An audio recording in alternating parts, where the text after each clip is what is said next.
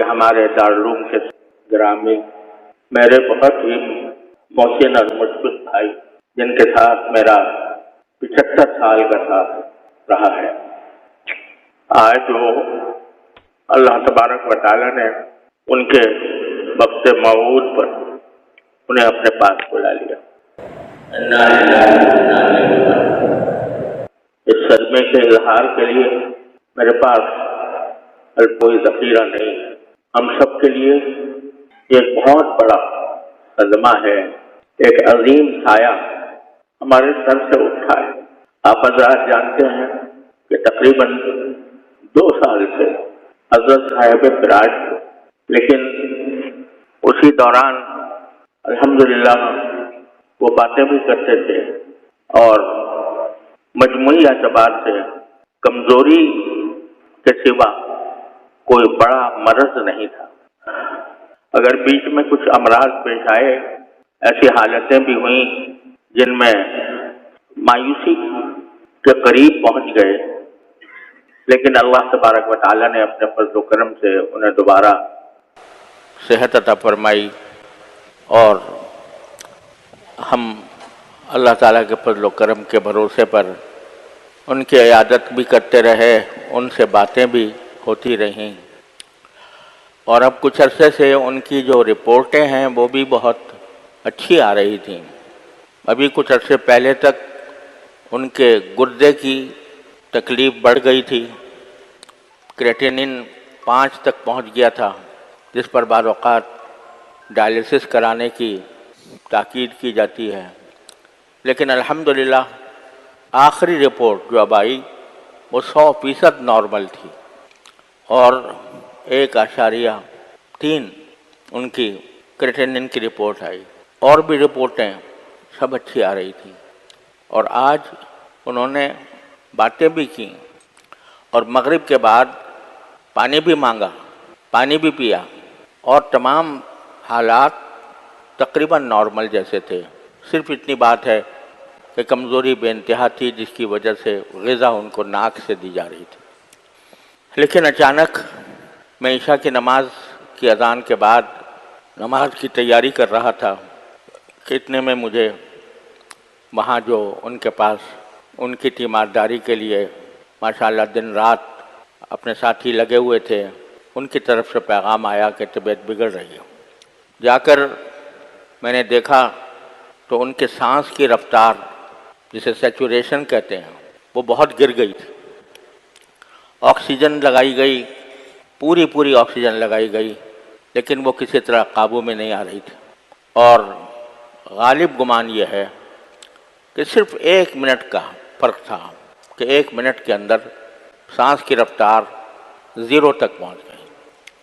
اور بظاہر ایسا لگتا ہے کہ شاید دل کا حملہ ہوا، اور اس کے نتیجے میں سانس کی رفتار بھی نیچے چلی گئی۔ تھوڑی دیر تک جو تدبیریں ڈاکٹروں نے بتائی تھیں، ٹیلی فون پر ان سے رابطہ بھی تھا اور آ بھی رہے تھے، اس کے مطابق تدبیریں بھی کی جاتی رہیں، لیکن جب وقت اللہ تعالیٰ کا مقرر کیا ہوا آ جاتا ہے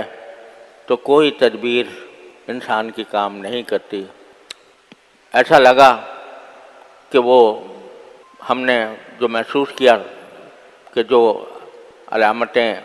مانیٹر پر آ رہی تھیں، ان کے لحاظ سے ان کا بلڈ پریشر بھی گر گیا تھا،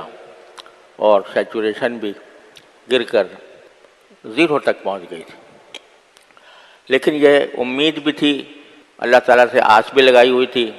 کہ جو ان کے معالج ہیں وہ پہنچنے والے تھے، وہ آ کر ہو سکتا ہے کوئی، انہوں نے ٹیلی فون پر جو تدبیریں بتائی تھیں وہ بھی الحمدللہ کی گئیں، لیکن جب وہ آئے اور آ کر دیکھا تو انہوں نے ہمیں یہ خبر دی کہ اب اللہ تعالیٰ نے ان کو اپنے پاس بلایا۔ انا للہ و انا الیہ راجعون، انا للہ و انا الیہ راجعون، انا للہ و انا الیہ راجعون۔ ایک بندے کے پاس اس کے سوا کوئی راستہ نہیں ہے کہ اللہ جل جلالہ کے فیصلے پر راضی رہے۔ دل میں صدمے کے طوفان بھی ہو، رونا بھی آ رہا ہو، دل بھی بے چین ہو، لیکن لا نقول الا ما یرضی ربنا، جیسے کہ رسول کریم صبر دو عالم صلی اللہ علیہ وسلم ارشاد فرمایا، اللہ تعالیٰ کا فیصلہ ہے، برحق ہے۔ ہر ایک انسان کا ایک وقت مقرر ہے، کوئی اس سے خالی نہیں، اس سے کوئی 1 منٹ پہلے 1 منٹ پیچھے اس کو نہیں کیا جا سکتا۔ اگر کوئی دنیا کی بڑی سے بڑی قربانی کسی انسان کے سانسوں میں، اس کے دل کے دھڑکنوں میں اضافہ کر سکتی تو صحابہ کرام رضی اللہ تعالیٰ عنہم اجمعین رسول کریم صلی اللہ علیہ وسلم کے ایک سانس کے بدلے اپنی ہزاروں زندگیاں نچھاور کر دیتے۔ لیکن جب آپ کا وقت آ چکا تھا، اللہم الرفیق الاعلیٰ آپ نے فرمایا تو دنیا سے رخصت ہو گئے، اور کوئی بڑی سے بڑی قربانی بھی اللہ تعالیٰ کے اس فیصلے کو روک نہیں سکی۔ آج ہمارے ساتھ ہمارے لحاظ سے اس وقت ہمارے ماحول میں اپنے بزرگی کے اعتبار سے، اپنے علم کے اعتبار سے، اپنے فضل کے اعتبار سے،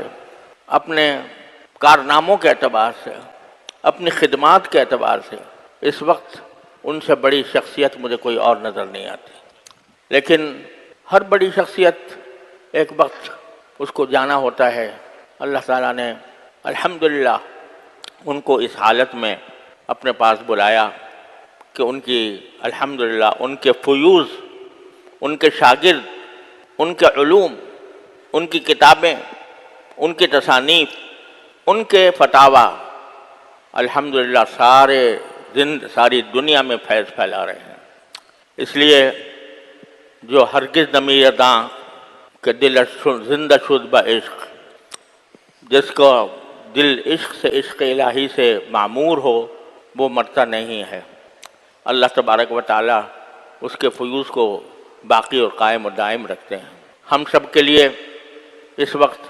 صدمہ بہت بڑا ہے، لیکن اللہ تعالیٰ کے فیصلے پر راضی ہونا ہی ایک مومن کا نشان ہے۔ اس پر جب بھی صدمہ ہو تو انا للہ و انا الیہ راجعون کثرت سے پڑھنا چاہیے۔ اور میں آپ حضرات سے یہ درخواست کرتا ہوں، سب سے درخواست کرتا ہوں کہ جو وقت ہے اس کو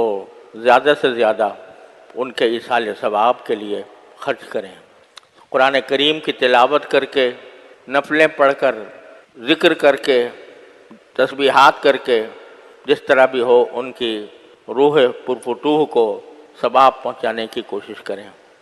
ایک مسئلہ آپ حضرات کے پاس آنے میں جو دیر لگی، اس کی پہلی وجہ تو یہ تھی کہ ابھی ہمیں یقین کرنا تھا کہ واقعتاً یہ حادثہ پیش آ گیا ہے، کیونکہ ڈاکٹر جب تک تصدیق نہ کرے اس وقت تک ایک امید بندھی ہوئی تھی کہ شاید ابھی کوئی زندگی کی رمق باقی ہو۔ ڈاکٹر صاحب کے آنے میں کچھ وقت لگا، انہوں نے دیکھا، اس کے بعد کہ ضروری فوری انتظامات کرنے ضروری تھے، اس میں مصروفیت رہی، خبر ساری دنیا میں پھیل گئی اور ہر طرف سے ٹیلی فونوں کا تانتا بندھا ہوا۔ اس وجہ سے آپ تک پہنچنے اور آپ سے بات کرنے میں دیر لگی۔ ایک دوسرا مسئلہ اس وقت یہ ہے کہ نماز جنازہ اور تجہیز و تکفین کا مرحلہ درپیش ہے، لیکن یہ بھی ایک افسوسناک سی صورتحال ہے کہ ان کے جلیل القدر صاحبزادے حضرت مولانا محمد زبیر صاحب، اللہ تعالیٰ ان کے عمر میں، علم میں، عمل میں برکت عطا فرمائے، وہ اس وقت سفر پر ہیں، اور نماز جنازہ کا وقت کا تعین اس بات پر موقوف ہے کہ ان کی واپسی کے لیے جو سیٹیں بک کرائی جا رہی ہیں ان کا صحیح پتہ چل جائے۔ ان کا صحیح پتہ چلنے کے بعد ہم یہ فیصلہ کر سکیں گے کہ نماز جنازہ کس وقت کی جائے۔ ظاہر ہے کہ حضرت رحمۃ اللہ علیہ کہ وہ ولی اقرب ہیں، اور انہی سے اجازت لے کر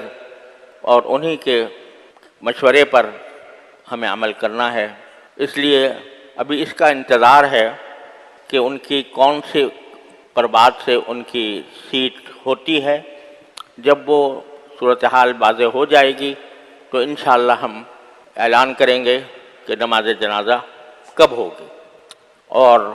اس سے پہلے آج رات میں ہی امید ہے کہ انشاءاللہ صورتحال واضح ہو جائے گی تو ہم رات ہی میں بھی اعلان کرنے کی کوشش کریں گے، ورنہ زیادہ سے زیادہ صبح فجر میں اعلان ہو جائے گا۔ اس وقت تک آپ حضرات پرسکون رہیں اور اللہ تعالیٰ سے لو لگائیں، اللہ تبارک و تعالیٰ سے ان کی مغفرت کی، ان کے درجات کی بلندی کی دعائیں کریں، اور جتنا ہو سکے انہیں ایصال ثواب کرنے کی کوشش کریں۔ بس یہ چند کلمات تھے جو مجھے آپ حضرات سے اس وقت کہنے تھے۔ اللہ تبارک و تعالیٰ اپنے فضل و کرم سے ہمیں اس عظیم صدمے کو سہارنے کی توفیق عطا فرمائے، اور اللہ تعالیٰ ہمارے ملت پر، ہماری قوم پر، ہمارے ملک پر، ہمارے دارالعلوم پر جو صدمہ آیا ہے، اللہ تبارک و تعالیٰ اس کی ذمہ داریوں سے اپنی رضا کے مطابق عہدہ برا ہونے کی توفیق عطا فرمائے۔